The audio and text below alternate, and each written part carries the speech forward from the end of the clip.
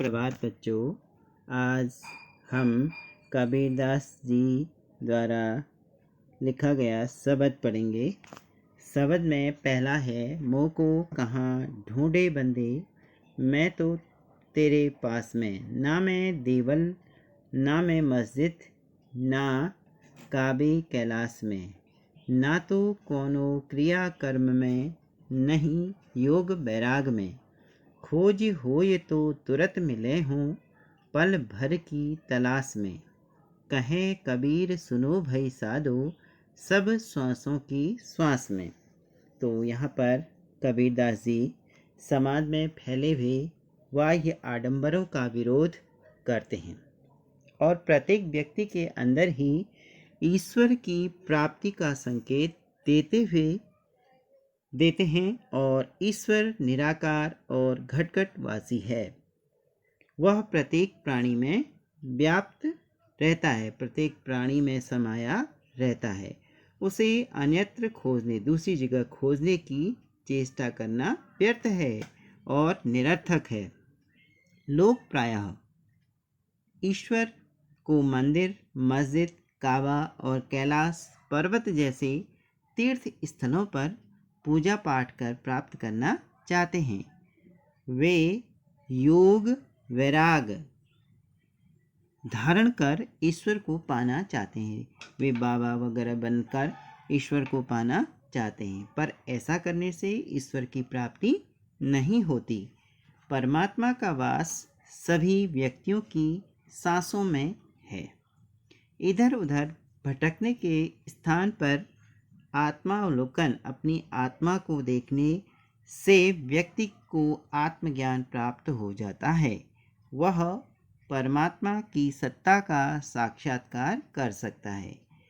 तो यहाँ पर स्वयं वह कह रहे हैं, मोह को कहाँ ढूंढे बंदे, मुझे कहाँ ढूंढता है, मैं तो तेरे पास में हूँ। कहने का अर्थ, जब हम लोग ईश्वर को ढूंढते हैं तो व्यर्थ ही हम इधर उधर जाते हैं। वह तो हमारे अंदर व्याप्त रहता है। न तो मस्जिद में होता है, न कैलाश में होता है, न मंदिर में होता है। वह किसी क्रियाक्रम में नहीं, योग बैराग में नहीं। उसे अगर हम खोजना चाहें तो वह तुरंत ही मिल जाता है। कैसे मिल जाता है? सब श्वासों की श्वास में, प्रत्येक व्यक्ति की सांस में वह समाया रहता है। प्रत्येक व्यक्ति में वह निहित होता है। तो इसलिए हमें क्या है, बाह्य आडंबरों का विरोध करना चाहिए, आडंबरों का विरोध करना चाहिए।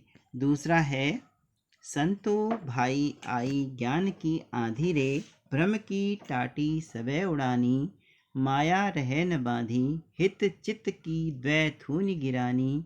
मोह बलिंडा टूटा, तृष्णा छानी परिघर ऊपर। कुबदि का भाटा फूटा, जोग जुगति करे संतो बांधी। निरच चुए न पानी, कूड़ कपट काया का निकसिया। हरि गति जब जानी, आंधी पीछे जो जल बूठा। प्रेम हरि जन भीना, कहे कबीर भान के प्रगटे। उदित भया तम खीना। यहाँ पर प्रस्तुत शब्द में कबीरदास जी ज्ञान की आंधी में रूपक के सहारे ज्ञान के महत्व को प्रतिपादित कर रहे हैं, ज्ञान का महत्व बता रहे हैं। कवि की मान्यता है कि ज्ञान की सहायता से ही मनुष्य जीवन में अपनी आध्यात्मिक, मानसिक और जीवन मूल्यों संबंधित दुर्बलताओं से मुक्त हो सकता है। जो उसके जीवन में मानसिक, आध्यात्मिक आदि दुर्बलताएं होती हैं, उनसे वह मुक्त हो सकता है। ज्ञान के आगमन से, जब हमें ज्ञान प्राप्त होता है, ज्ञान के आगमन से भक्त के मन में स्थित विकार स्वयं नष्ट हो जाते हैं। जो उसके मन में विकार होते हैं, बुरी भावनाएं होती हैं, वो ये सब नष्ट हो जाती हैं। ज्ञान ही एक ऐसा माध्यम है जो आंधी की तरह आता है और मनुष्य के मन की बुराइयों को तेजी से नष्ट कर देता है। कहने का अर्थ, जब हमें ज्ञान प्राप्त होता है तो सारी बुराइयां स्वतः ही नष्ट हो जाती हैं।